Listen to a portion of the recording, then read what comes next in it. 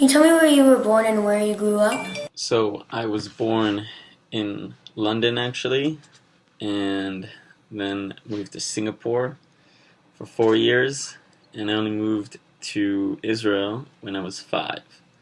But I remember having a great childhood growing up there, and definitely a lot of fun. Summer for 8 months out of the year, which I like. What was it like coming to the United States for the first time? Well, if you're talking about just coming to visit, then I don't really remember since I've been going back and forth since I was a little kid. But my first memories of the US have always been associated with both Washington, D.C. and Oklahoma City, where our grandparents are from. That's where I'd spend most of my summers, which, consists of all the good stuff from baseball games, swimming at the pool, hockey games, football games, all the good American sports, theme parks, mini golfing. Yeah, everything is bigger in the US than it is in Israel, which as a kid seems awesome. Can you tell me a little bit how your family celebrates a little bit about Jewish holidays? How do we celebrate holidays in my family? Well, I feel like nothing special. My mom will normally go to synagogue and pray for our souls. We will then get together as a large family and have a big meal with some mandatory prayers. So there it is.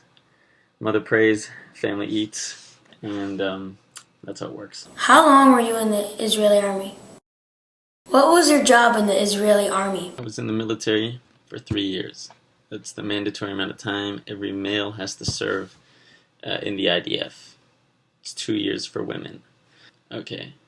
I enlisted into the infantry and was able to serve for a special forces unit that specializes in anti-guerrilla warfare and close encounter combat, specifically in the northern borders of Israel, although today they work all around. Once I finished my training, which is 16 months total, I became a squad commander in my team. A team usually is about 15 soldiers, and there are 3 different squad commanders, a sergeant, and an officer. The last 6 months of my service, I became my team sergeant, which means I was second in command. A lot of responsibility. It was a great challenge, and I'm glad that I experienced it. Glad that I got to make 20 or even over 20 incredible friendships along the way. What was your first memory of me? My first memory of you was just being a very big baby with an extra large head who could barely balance himself while sitting up straight. That would be my first memory of you. Can you tell me a good story about our grandparents in Oklahoma City?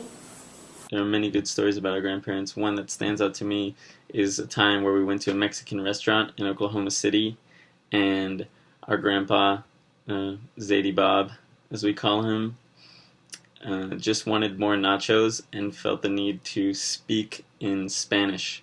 And he simply said, "Más nachos, por favor, gracias," which that last word, gracias, as pronounced in the proper Spanish, meaning thank you, just sounded like he was calling the person grassy ass. I'm sorry if that was inappropriate, but that is a memory that for some reason has not escaped.